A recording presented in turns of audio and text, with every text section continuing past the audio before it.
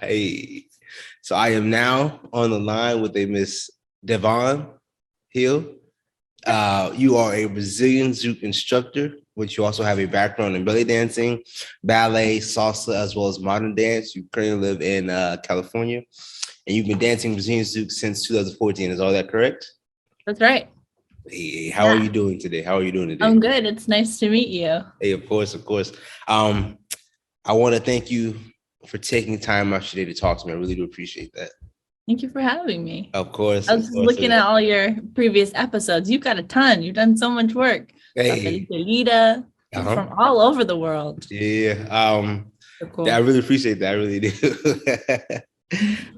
So the way I normally start this out, I like to, like I said, let me ask you this, were you born in Northern California? Were you born in California? I was way up Okay. north, a little town called Ukiah. Oh, you Kai. Okay, okay. So let me ask you this then. I would love to hear from you. What was your childhood like growing up in Ukiah? Yeah, my childhood was very unique. I grew up in a family full of artists. My mom was a real self-starter. She started a school for the arts. It's a nonprofit. She started just teaching aerobics, and then she had kids, and she's like, "Oh, I want to put these kids through dance class," because she was a dancer. And then it just grew and grew, and I was just surrounded by all these different dance styles. I would like to say, like, my daycare was just going to whatever dance class was happening, these like older people just taking me under their wing, and or just sitting down and watching. That was kind of my childcare. And went to an immersion school where I only spoke Spanish through fourth grade. And then went to kind of this hippie school. Do you know Waldorf method? Explain it to me, please. Yeah, Rudolf Steiner is this educator and um, mastermind of children's education. And he, like, in this curriculum, he integrated like so much art, and you should start reading at the third grade, for example, and like really developing like right side brain, and having like a big main lesson book where you do all this art. So I was just in heaven when I switched over in fourth grade. But that's all to say. I had a very eclectic childhood. So many different kinds of things. Like we studied all the different kinds of religion. We'd study like one religion per year. It was really interesting childhood. Anyway, if you ever hear Waldorf, you can go like, oh, the hippie school. It was Um, Waldorf based. okay, I'm curious. What did your parents do then? Let me ask you that. My mom was a dance teacher, and she ran that nonprofit. And my dad's a Vietnam veteran, so he was retired. Yeah, he's Okay. they call him 100% disabled because he was shot twice. Yeah, All right, so shucks. I was kind of a child of the 70s. Yeah, all right, that's what it sounds like. That's what it sounds like. Yeah. So I'm curious. Was let me ask you this then. Do you remember what you wanted to be when you grew up? As a child, was it a dancer or was it? It was I remember on fourth grade, they asked us this question. My answer is so embarrassing and yet so like fun and naive. I wanted to be Mickey Mouse at Disneyland. You know why? Because I got to hug. We would get to hug everyone and make everyone happy. And that's what I ended up doing anyway, just in a different capacity. All right, Just fun. hey, I understand that. Okay, so you're growing up. You're going to this hippie school, I guess, and so, do you go there from, are you in that Waldorf school from, fourth grade to 12th grade? Yeah, fourth to eighth, and then I went to a regular public high school. And so let me ask you this. So what was that transition like, from eighth grade to ninth grade? What was that like? Well, I was kind of used to public school, but I was very shy, and I just kind of like didn't know. I jumped around friend groups a lot. Even though I was like very involved and doing always being in a show of some kind. I got really into theater. Whatever play was happening, I was in it. Uh, I went to like one round of like being on the swim team. I was like, that is not for me. That is too hard. So yeah, I was just doing all the arts I could in high school. But when you go to a small school and then you're with all of the public schools in your town, we had a surprisingly large high school for the town I was in. But I was very involved in like leadership and the environmental club. Like we got everyone in our town to ban plastic bags. Like I was on that high school community committee that made that happen. Yeah, so I was like kind of outcast, kind of artsy, really community involved though. Mm-hmm. All right, I definitely understand that. Definitely understand that. And so, at that time, I guess, ninth grade to 12th grade, are you still pursuing your dance hobby or your passion at all, or not really? Yeah, I was really involved in a belly dance troupe. They call it, instead of a group, it's called a troupe.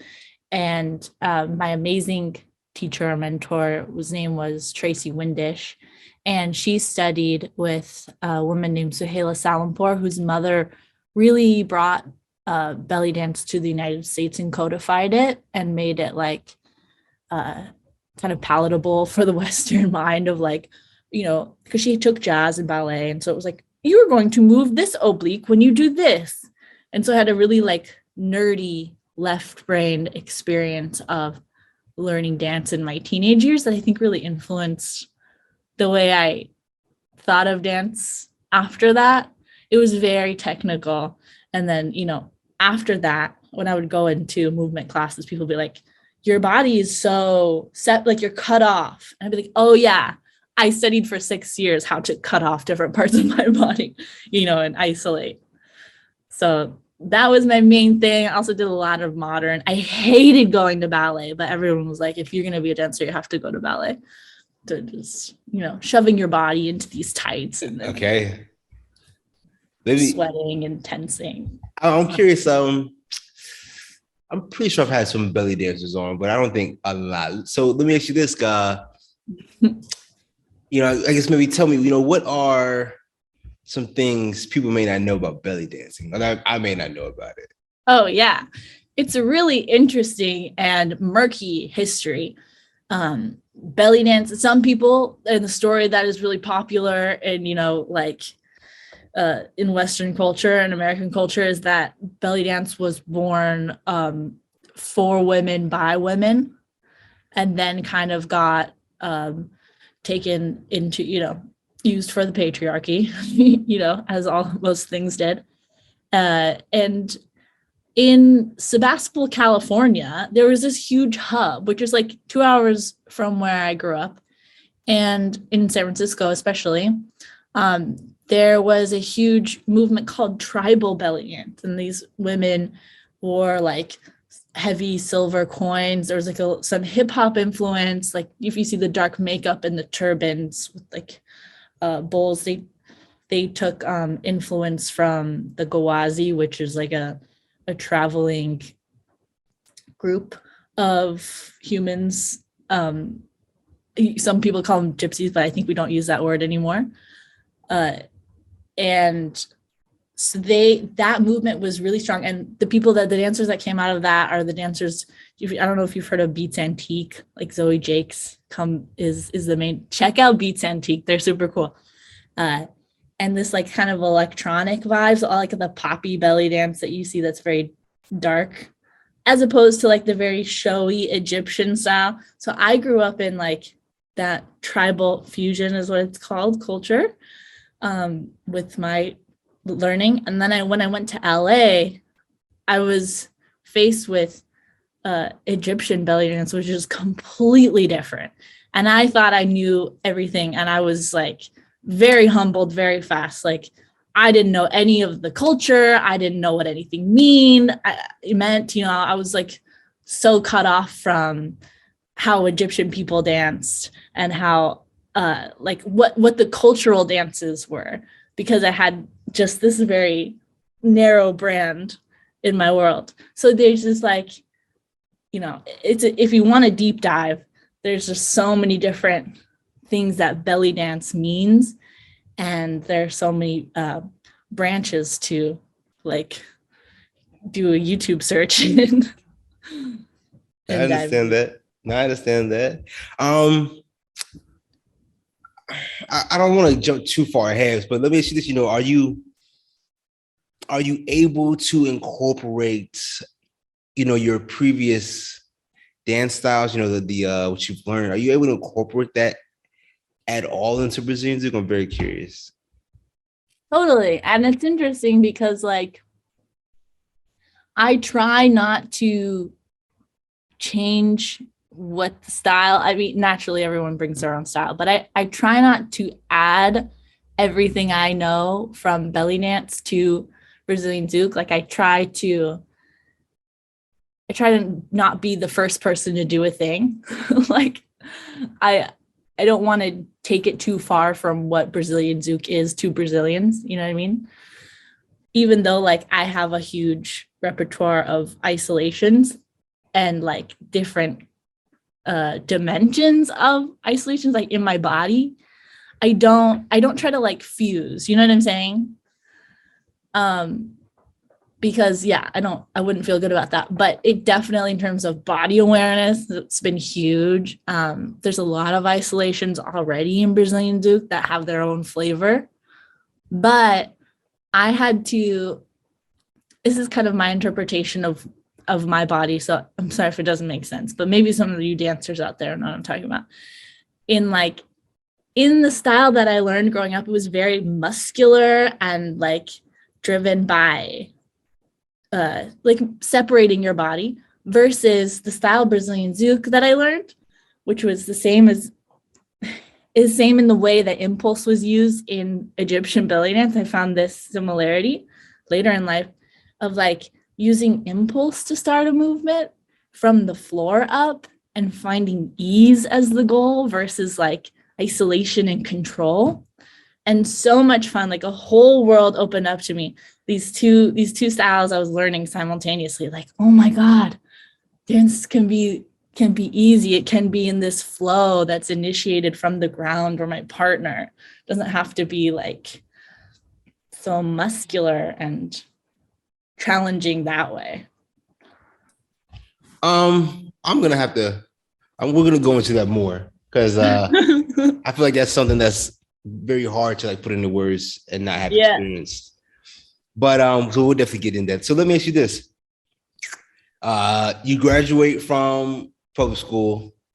I guess what is your game plan after that? You graduate 12th grade. Do you go to college? Do you pursue full-time belly dancing? Do you go to Mickey Mouse school? What happens? Essentially, unfortunately, yes. I didn't know what the heck, I don't know. Yeah, we can say that on this podcast. Huh? I didn't know what the hell I wanted to do.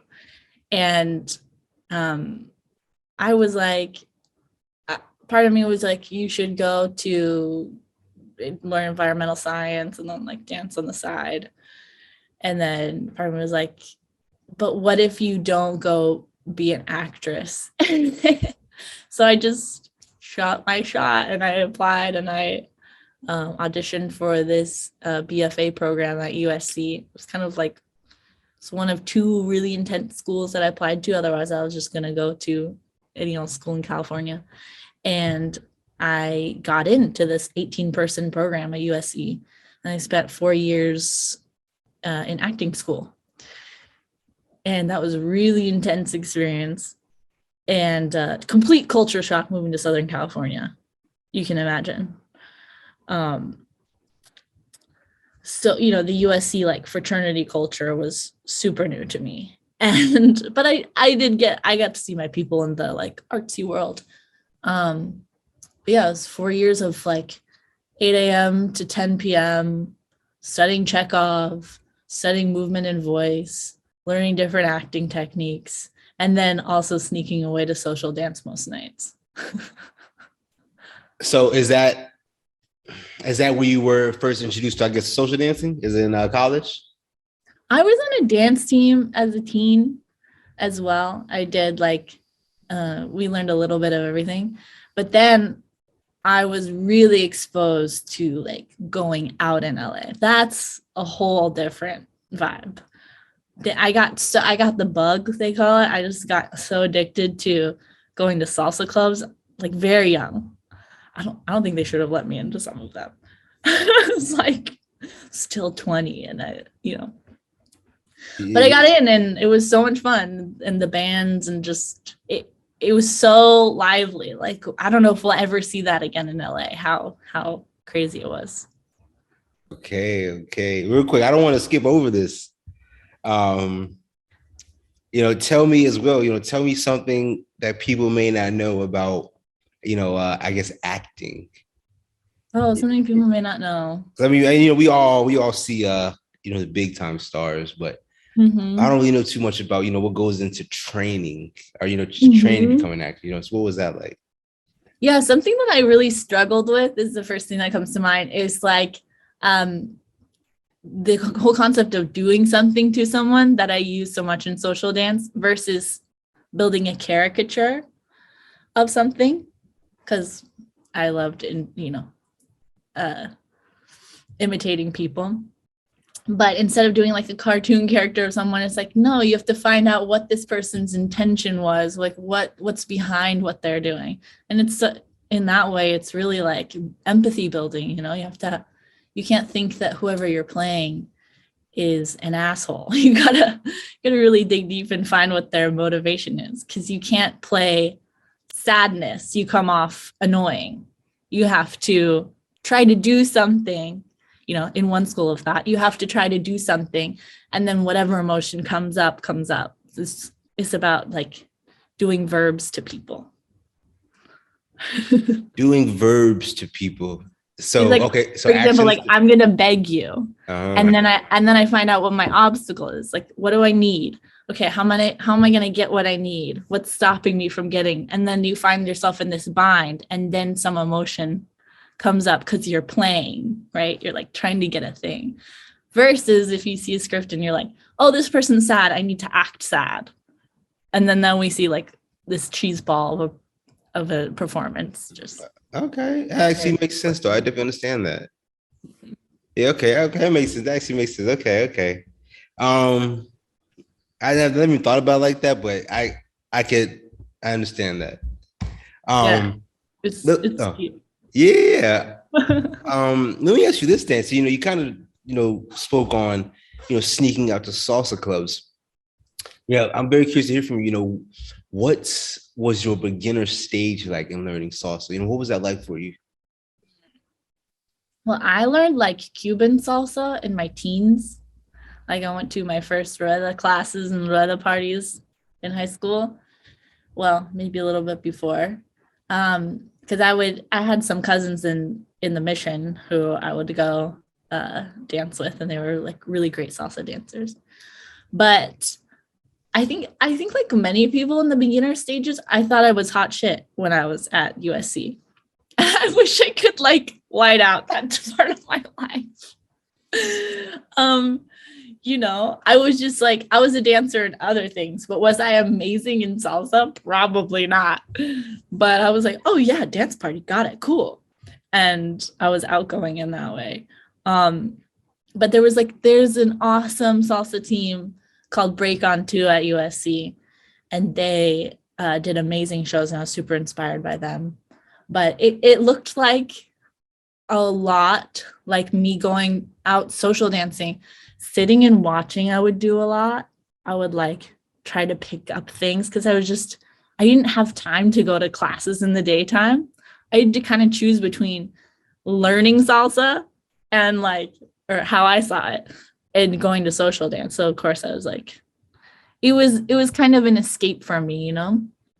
And I wish, looking back, that it had been more of a like, respect the craft, because these dancers in LA are so amazing. But it was more of a like, let loose and just enjoy social dancing with people. Okay. Um, I want to kind of delve into that. So let me ask you this. For people who may enjoy, going to the socials more so than actually going to a class. How do I say this? What is like, what is the outlook on that? Let me ask you this. Can you learn salsa just from going to socials, or or not? To me, it kind of depends. If you have a background in dance, especially if you're a follow, you can definitely pick up a lot.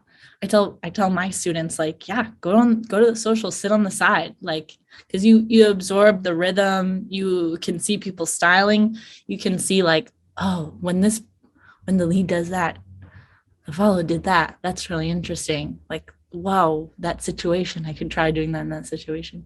But if you're not used to that, or if that's not your like goal, if you need someone to kind of hold the space for you, I mean, of course, going to class helps.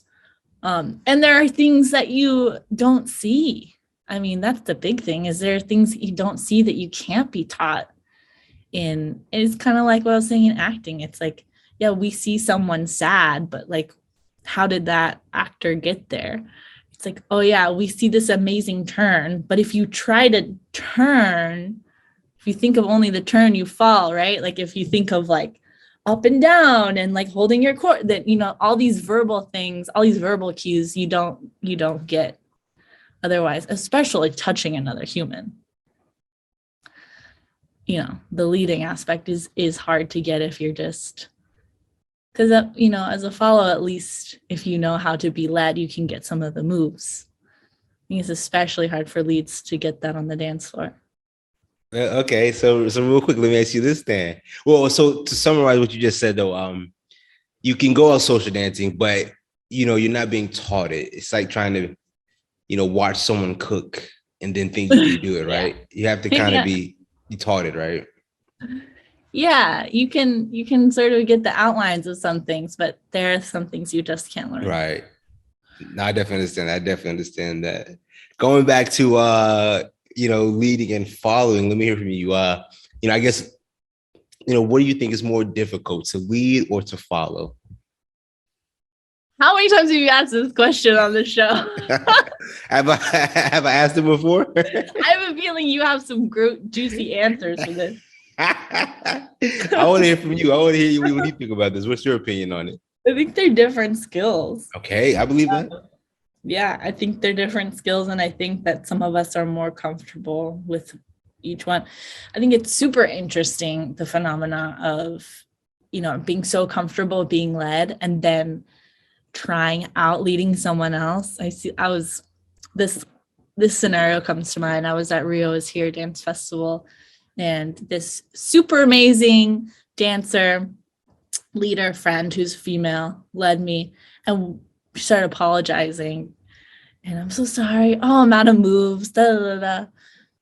And meanwhile, she knows, right? She's a follow, that she knows basics are what we like. But still, you know, when we get into this situation where we have to make the choices, there's this like overwhelming sense of it's boring, it's not good enough, I'm the worst, I can't, she's gonna hate me. And it's just how it's interesting. Whenever I see females take on that role, like many times that happens. And I'm like, wow, dudes don't seem to have this problem in general. And I just think that, like, you know, on some level, we're conditioned to have an easier time with each of the roles based on gender and, you know, what our personalities are. But yeah, so leading skills are like creating structure, thinking ahead, you know, linking moves together, making safety, like being a container. Following is like not knowing what's next, doing like knowing where you can add something, calibrating your body. These are all things, and for leading too, but we don't talk about that as much. So they're just such specific, different skills. So I think it's harder. It's harder if you're not like, if that's not your life, you know. Like my life was very much like be malleable, like go with the flow, be cool, be chill. So following was easy for me. Deciding what to do, leading, not very easy. You know, and then some people have a really hard time with letting go. Females too, of course. Some people are like want to be in control the whole time.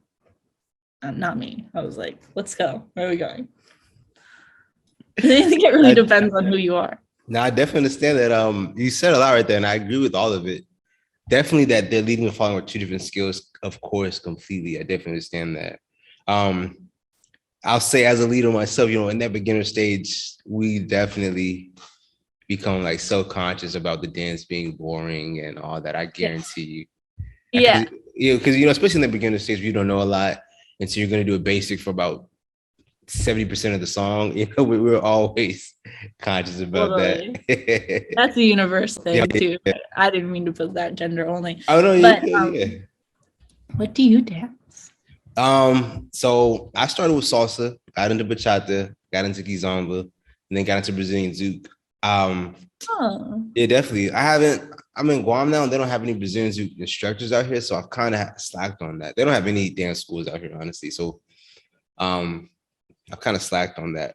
My weakest is Brazilian zouk. I love it. I really do, but it's my weakest. I really love kizomba. Kizomba is my favorite. I love kizomba. Yeah. me too. I wanted to add though as well. You said about giving up control. I've tried to follow in all the dances, and that's something that I definitely struggle with is giving up control. It's like I don't know how you do that. It's or follow do that. Super impressive. Very Yeah, impressive. really, really interesting specific skill. Mm-hmm. Definitely. Yeah. So so we were talking about you getting into Rueda. I used to do a little bit of Rueda as well. I love Rueda. Casino is such a beautiful dance. Beautiful. Yeah. I love that. You talk about, you getting into Rueda. We got into you going to socials and everything. Just tell me this, how and when did you get introduced to Brazilian Zouk? I remember exactly the day. I was at Third Street Promenade outside. That's where they had all these outdoor salsa dances. And I saw Ivo Vieira leading Real, Henry Henry and Jessica of Zenzu.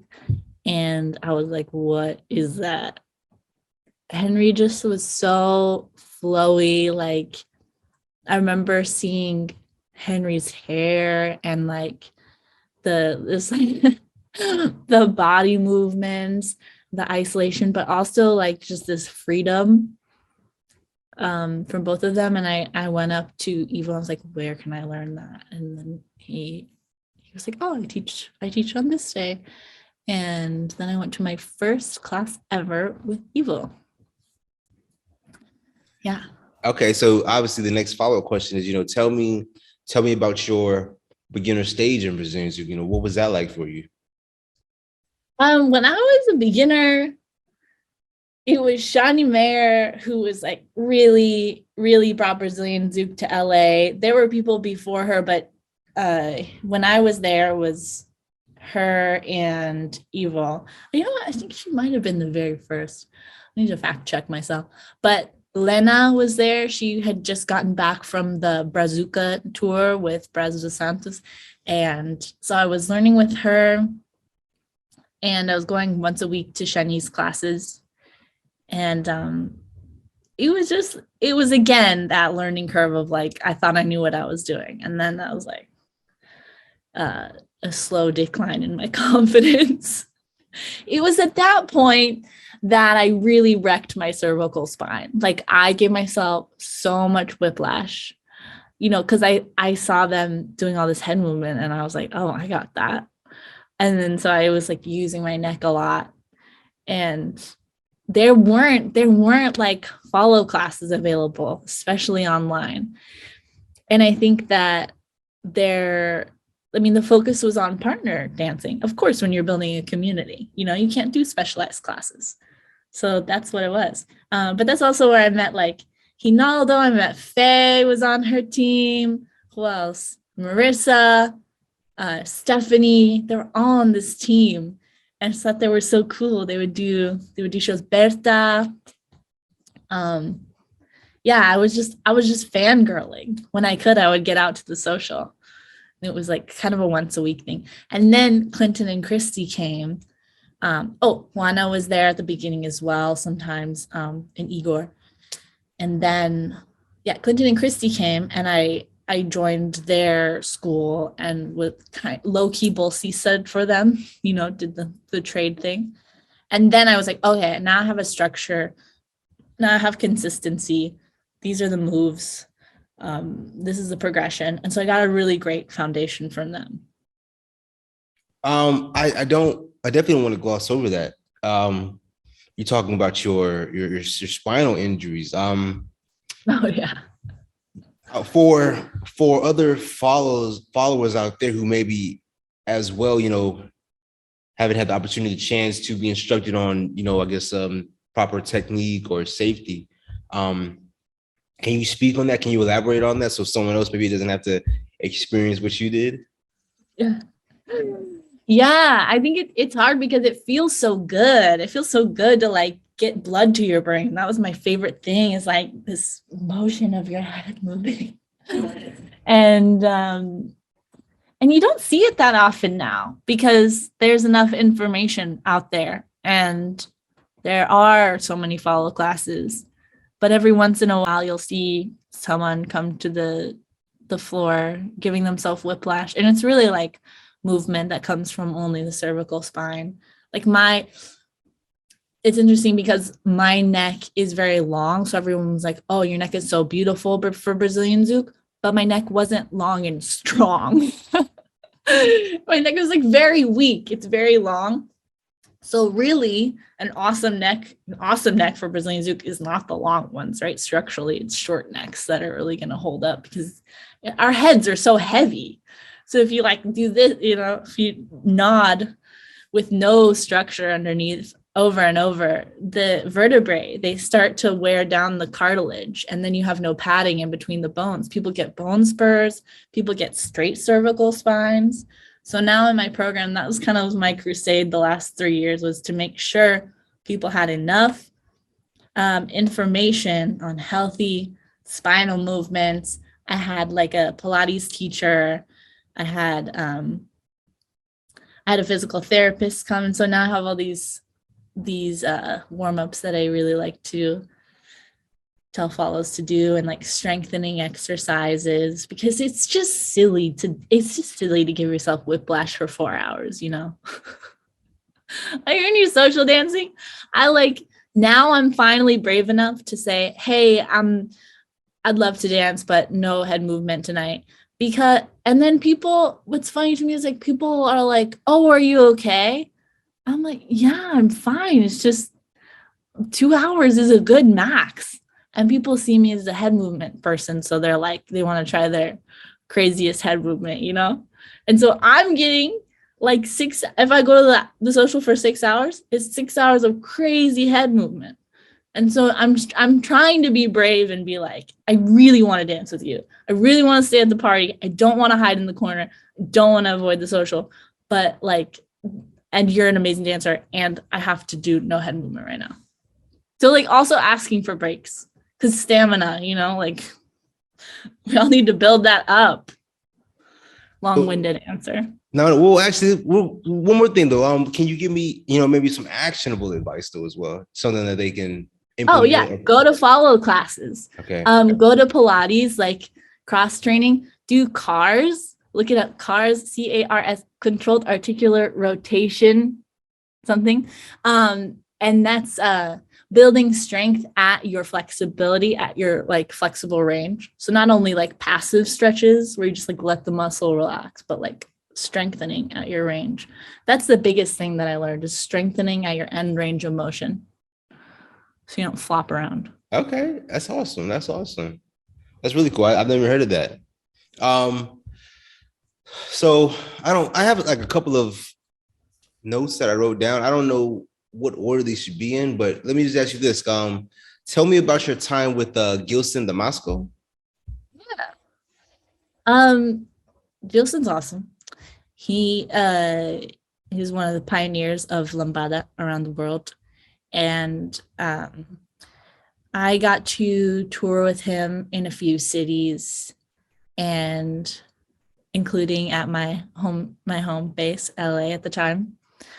And I learned a lot from Gilson in terms of, because I was really focused on the structure of classes and the minutia and the details of the patterns and the mechanics, but he was like really about making everybody feel like they're at a party, bringing the warm vibes, making sure everybody feels seen.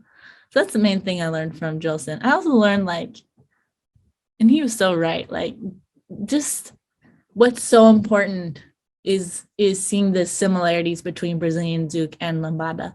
I remember he asked me to do sotinho, which is a basic step in Brazilian zouk. I did it with the cross, like Brazilian zouk. He's like, no, do it without styling. I was like, oh, cross is styling.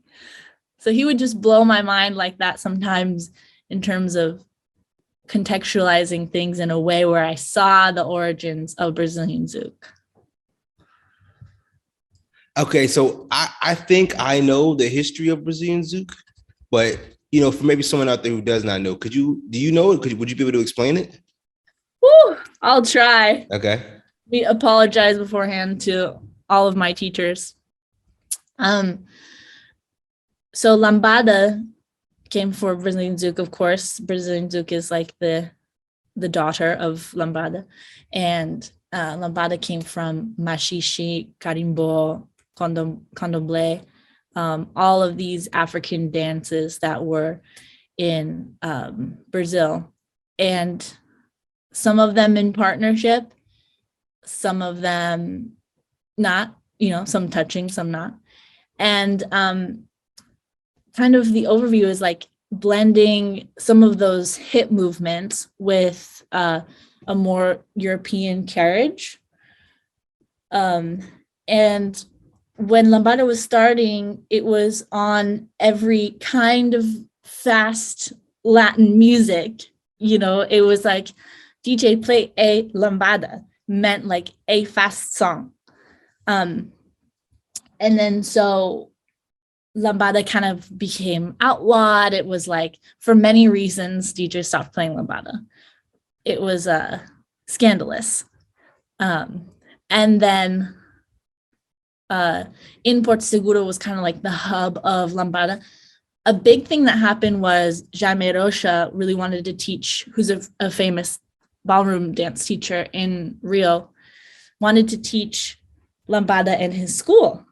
And he wanted to make this lambada show for the stage. So he started then adding even more moves from samba de gafieira, salsa, some other partner dances, bolero, and he adapted this very close dance for a bigger stage. And in his school at the time was Adilio Porto and Renata Peçanha. And so it's from there, kind of wherever this new style, Brazilian zouk, went, it got, new flavor from whoever was dancing it. So it went to Argentina with Gilson. It went to Europe, Natasha. You had Mafi, who was, what's it called? Samba rock dancer. Anyway, he danced a different dance. I forget the name of it. And he added his flavor. And of course, the reason, I'm sure that it's called Brazilian zouk is because there's this big talk. What do we call this dance? Oh, we're dancing slower. We're dancing on zouk music primarily. But, people started dancing on every music. But they decided that lambada was not a good name.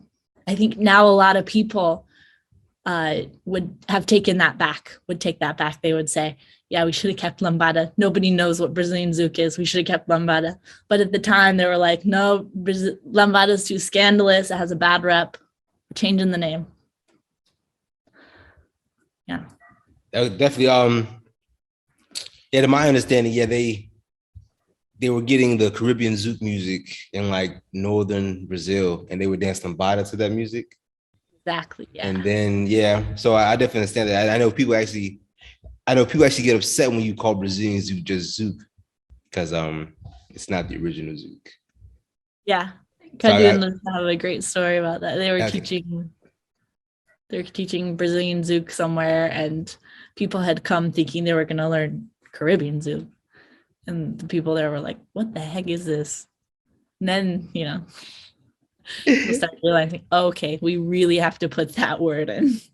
Yeah, it's Exactly. Two different things. You're right about that. um, I appreciate that. I didn't. I knew a very limited scope of the history. You definitely drew it out for me, so I really appreciate that. Thank you Oh, for that. cool. Thank you. Let me ask you this then. How did you meet Mr. Jerry Lai? I'm not sure how you say it. Yeah. Jerry Lai. Um, yeah, Jerry Lai, I met in New York in like 2017. We both have a different recollection of where on the floor we had our first dance, but we both remember it very clearly. I just saw like this goofy guy in some blue shorts, and we had a really awesome dance. I was in New York doing something else, and I had snuck away like I did to go social dance. And then he moved to LA with his wife, Andrea. And we continued to have awesome dances. And I was looking for a partner who was taller than me. And then he invited me for a practice. And I was like, wow, we have really different skills here. This would work. So I started helping him with his deconstructing Zouk tour. And then we started coming up with material together, and then it kind of evolved from there. Okay. And I don't know, is he your current partner now or dance partner? He is, yeah. Okay. Okay. We're far apart, but we meet in different places to go do events, congresses, and weekenders and the like.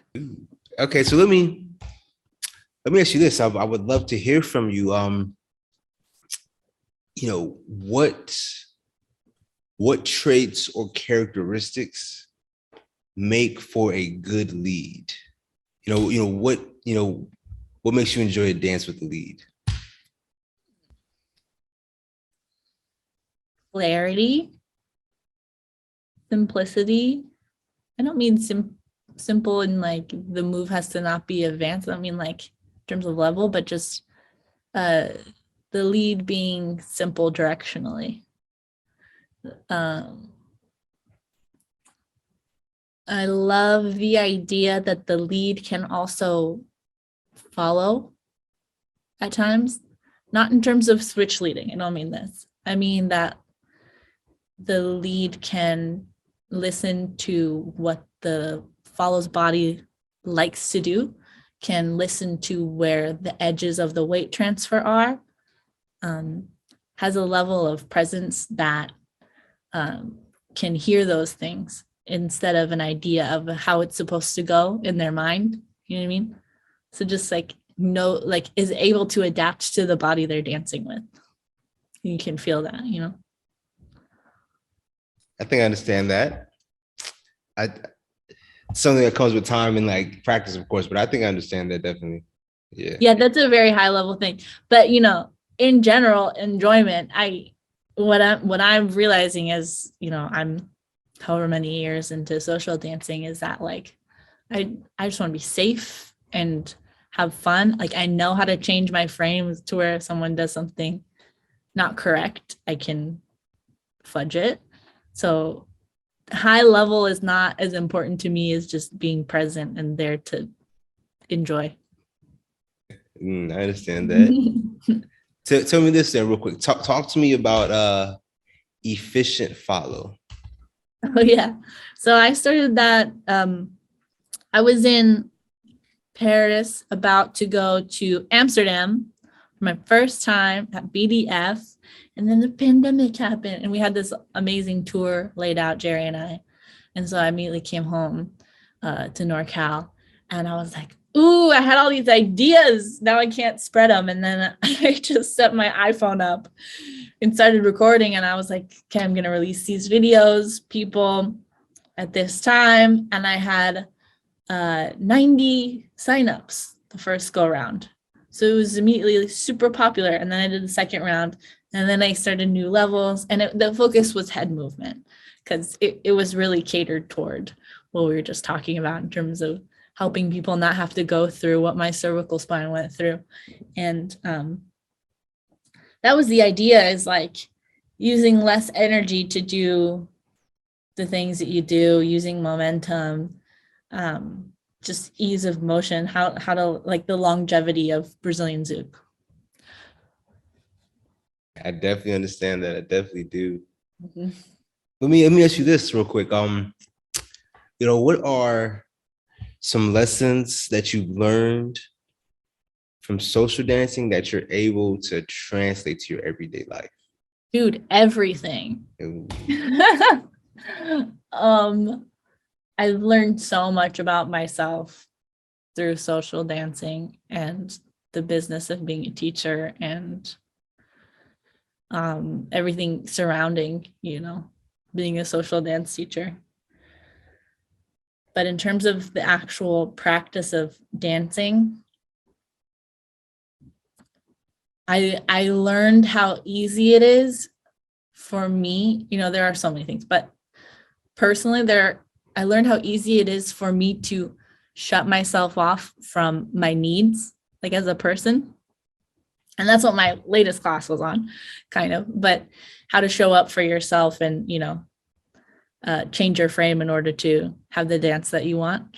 But in the beginning, I learned that like I had such an easy time adapting to every person, and I had a hard time finding my own style and dancing within the partnership. So that's been like a really big journey for me to find my kind of creative voice in the dance and not just follow only all the time. But on the flip side of that, which is the thing I think most people find, is like, how to be present and like finding presence through another person, and kind of this like very attuned focus you can have with your body that brings you right to the present.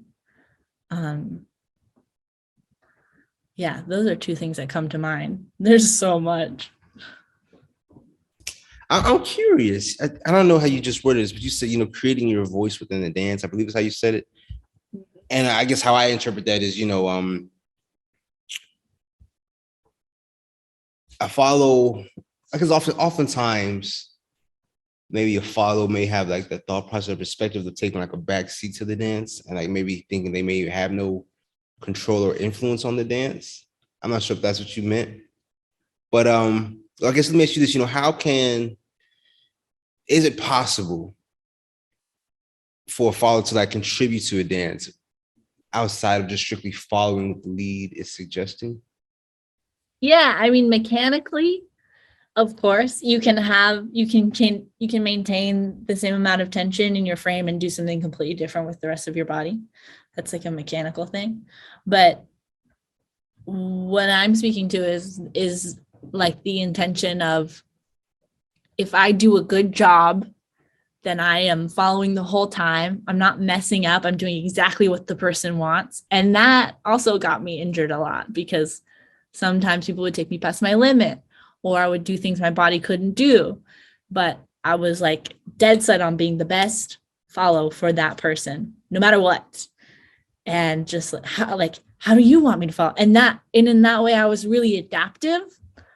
Like, so I was a really good follow for everyone. I gained all these skills of like how to change my frame to be what the lead wanted, because I was dancing with very different styles. And then I kind of lost like the enjoyment part. And I think that's a really juicy piece of like, what makes this dance enjoyable for you? Like, how can you find the fun? And that part I had lost because I was just so focused on doing it right. So I learned that about myself, of like, that's kind of a thing that I need to work on in my life, of not people pleasing, but also just finding what feels good to me and like, what's my limit. Understand that. I think as well, so I think that's another very impressive skill of followers is being malleable, being adaptable. And what I mean is, as a lead, I'm always going to lead the same. I don't have to really change. I have to change a little bit, adapt to the follower, obviously. But as a follower, every lead is different. And the fact that you're able to be that adaptable is like amazing. It's super impressive. Because no dance will ever be the same for you, I imagine, with different leads. Yeah. Totally. And then you have to adapt to not only someone's body, but someone's body on that day, your body on that day. Like, some days you really stretch, some days you're feeling really on point. Some days you have something really emotional happen to you. I don't know. You know what I mean? It's just, you're always adapting to everything. Of course, it's that's quite the skill. I would definitely give you that one.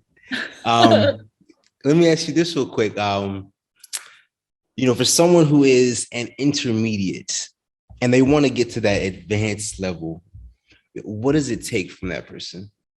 Basics, all day basics. Yeah, that's the funny part is like, I'm sure you've seen that chart. Beginners take advanced classes, beginners take intermediate classes, intermediate dancers take advanced classes, and then advanced dancers take the beginner classes, because the advanced dancers know that everything is basics with a little sauce. It's like, keep fine tuning. That's what I would say. Okay. There's a whole world in your weight transfer. Definitely. I'll be honest with you. I think I asked all my guests that question. They all tell me that the same answer. Yeah.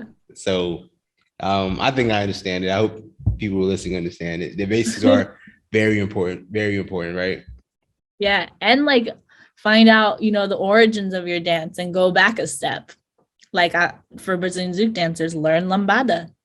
For lambada dancers, like, learn some samba or whatever else.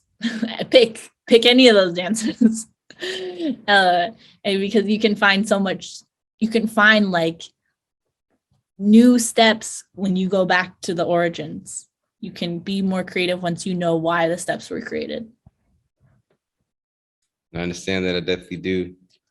Let me ask you this. When I say the word musicality, what does that mean to you? Yeah, I mean, it means so many things to different people, huh? I think of,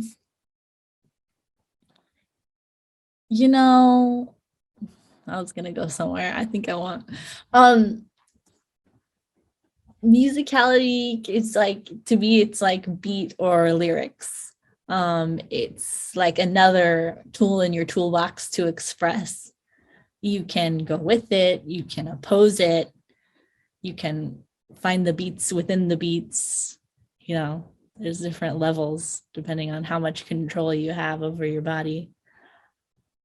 What do I think? What do I think when you say it? That's what I think of. Okay, yeah, that's perfect. So follow-up question then. How does one improve the musicality? Yeah, I mean, so if you're talking about staying on beats, I'm a real visual person. You're someone who can't find the beat. I love charts and graphs, and there are all these different ways to dance on the Brazilian Zouk beat. You can dance lambada timing, which is also like hip hop timing. You can go back to traditional. You can go doom and doom ta, or you can go doom doom ta. Like, there's so many different variations of the basic rhythm that you can play with, and I like to see it visually. But and then in terms of like picking different things out of a song, I would just say like dance to one element for a while. Like, I'm a real beat person. I love rhythm, but sometimes it's hard to find the voice. So that's always a great exercise, is just picking one thing that you usually don't dance on and then dancing on that for a song. Random question. Well, what are your thoughts and opinions on sensual bachata? Are you a part of that spicy memes for quarantines? No, ma'am. I don't know what that is, honestly. There's a group on Facebook that trashes sensual bachata, calls it batata, like potato. Sensual bachata, man. I have a few students who have come to me, leaders, who also take sensual bachata. I'm like, wow, that's what you're teaching? Dude, just I respect it. It's beautiful to watch when two people know the language. But to me, it's not a language that I would feel comfortable as a follow going into and feeling safe. Like, I don't like, keep in mind here, I'm a zouk dancer. I don't take sensual bachata classes. But from what I've felt and what I've seen, it seems like, and maybe it's changing, maybe it'll change by the time that this comes out, that there's a lot of force going toward the end range of motion. Like if you're dipping someone, then you're like pushing them toward the end result, like the dip, versus in some other ways, you make space. For example, like I know that there's a lot of schools of thought in sensual bachata where you touch the neck to move the head, which that's the most obvious one that we would just like, all the Brazilian zouk dancers just cringe, right? Because the neck's a moneymaker. Like if we don't have that, it's over. And that's my initial reaction is ouch. But there are some people who have partnerships and they know the language and they're ready for it. They're poised for that kind of. So it sounds like, are you just concerned about the safety of the dance? Is that what it is? I'm concerned about the safety. Okay. I understand that. And so I don't know if I'm mistaken, but I was under the impression that Brazilian zouk kind of sensual bachata kind of takes influence from Brazilian zouk. That's what we all say in Brazilian zouk, the people that I've spoken to. But again, I haven't taken sensual bachata. I've seen it taught at workshops and been with Brazilian zouk artists in the room and everyone going, especially like when they teach neck moves. But the idea that I've heard is that sensual bachata took moves, but they didn't learn the mechanics of them. They just saw the end results. Don't tell me you haven't heard this before. I've been in Guam, so I've been kind of isolated from the whole dance scene for the past 2 years. Only 2 years, but Sensual Bachata was around before then. I don't think I've heard that specifically, but do continue. Please continue. Well, it goes back to what we were talking about before, right? Like playing the emotion versus the verb. Like you understand what it's supposed to look like, but you don't know how to get there. You get there in a way that's unhealthy, or it's the same thing. I mean, we used to say, you see use the term YouTube dancer, right? Because you learn a pattern on YouTube. And now we have so many online classes that it's changed because people break it down. But before online classes, it would just be like, you see a move, you do it, it's super uncomfortable. That's a YouTube dancer. They don't have the technique. They're not leading from their chest or their weight transfer, whatever it is. So that's the idea. And I know there's gotta be comfy sensual bachata dancers out there. I haven't danced with them yet, but I can't wait to. Now I understand that I don't want to like get off topic, but I don't know if you can be taught to lead visually. I mean, I don't know. Meaning, like you said earlier, there's certain parts when you watch someone dance, you're not getting the full picture. Meaning, especially like the feel of it. As a beginner, learning about frame and how to lead proper, it's kind of hard. It's a hard concept to understand. And that's just what I mean. The feel of things is very hard to get from a video. That's all I want to say. Real quick, last question for you. Oh, wait, hold on. Sorry, I had to send a text. Yeah. No worries. Real quick, let me ask you this real quick. Last question for you. Well, actually, I'm sorry, 2 more questions for you. 2 more questions. Yeah. What are some common issues, common mistakes, common errors that you see in the classes you teach that you wish you could rectify, like, for everyone? Great question. I wish I could rectify common mistakes. I think Uh, okay. So sometimes when people don't have control over how they touch other people, that's the biggest one. Is we're trying to spread this, but the difference between touching with like a lot of pressure versus tone. So we like talk about muscle tone, which is like flexing your muscle, and you can have like a lot of tone in your hand and be touching someone very lightly, or you can have very little tone in your hand, like very floppy, and be touching someone, and that's like very comfortable. Is to have very little tension in your body part at the interface of where you're touching someone.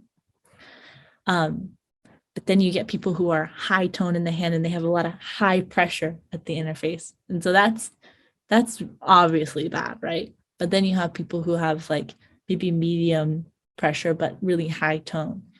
And I think that, I mean, kind of like the goal of our classes during my classes has been in the last 3 years was to really help people differentiate between those two things, like how you can have pressure and play with pressure without using more than the necessary amount of muscle tone. Because when you have that like tense feeling, it's like a rubber band that's stretched very tight. And one, it can break, right? Your body, like it can snap. You're more prone to injuries. And two, it just like, it doesn't feel good. There's no squish. Let me ask you this real quick. Do you think that the techniques from Brazilian Zouk, do they transfer over well to, the other social dances? I think it depends on which teacher you learn from, because some teachers are just teaching patterns and some are really breaking down weight transfer. I think that in general, Brazilian Zouk, like the teachers are more aware now of the ways in which it's different from other dances. So they will tell you like, these are the parts of a weight transfer, and just give general, because Brazilian Zouk just requires so much body awareness. So there are a lot of mechanics that you'll learn how to adjust that you can adjust, for a different style. And I think that I think Brazilian Zouk teachers are now more focused on the minutia of those things, like how torsion works. Because then you could say, if someone knows what that concept is, you can say, oh, just do it like this, go up and down instead of twist. Or like, how the hips are involved. I think there's, as opposed to like other dances I've seen, I think there's more widespread, because we had this huge online boom of technique. I think there's more widespread technique. So I think that's the main thing, is like we have a lot of awareness in this dance. Yeah, as it gets popular, I understand that. I definitely understand that. Last question for you. Okay. Can you give me one tip, one piece of advice that can make anyone a better dancer immediately? First, I mean, enjoyment. And then second,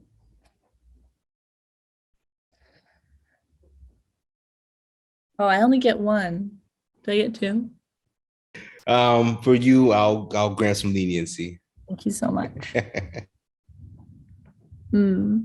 Break down your steps, break down your weight transfer. Those are my two. Yeah. Can you elaborate on that, please? Yeah. Okay. So like, instead of just stepping all at once, see how slow you can walk across the floor in whatever style whatever style of weight transferring, so that you know how to stop on a dime at any part of the weight transfer. That's the business right there. Yeah, I understand that. That sounds like I guess body control or weight transfer control, whatever you want to call it, maybe. But I definitely understand that. I definitely understand. You have control of your weight transfer. You have so much control of your body. You can add more musicality. You can avoid injury. You can play more. Okay, I like that. That's actually very important. I think that's something that easily translates to other dance styles. So I definitely understand that. At this point, I want to thank you so much for taking time out to talk to me. I thoroughly enjoyed this. Thank you. I had fun too. Awesome. I said last question, but real quick, how can people get in contact with you? How can they reach out to you? Oh yeah, I have two websites. One's mine, it's devonnearhill.com. Mhm. The other one's devonandjerry.com. You Okay. can also find me on Instagram. I'm Devon Sandrika at Devon Sandrika. Facebook.com/efficient follow. Or just DM me on what do the kids call it now? Facebook message me. That's what the kids call it. That's exactly what they call it. Yeah. Real quick. Do you have any upcoming events? Anything you want to plug? Anything you want to share?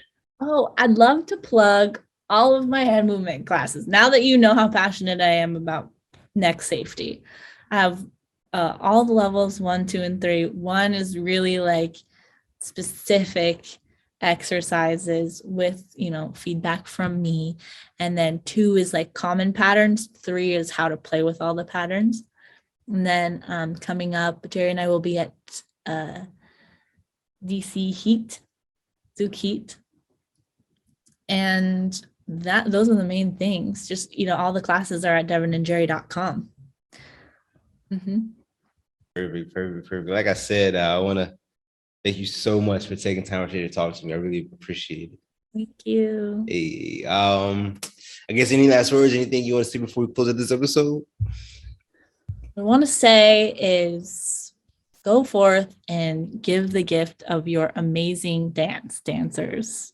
Give your dance like a gift, because it is. Hey, that's perfect. That's perfect.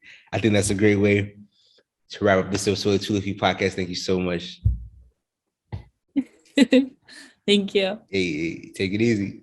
Bye.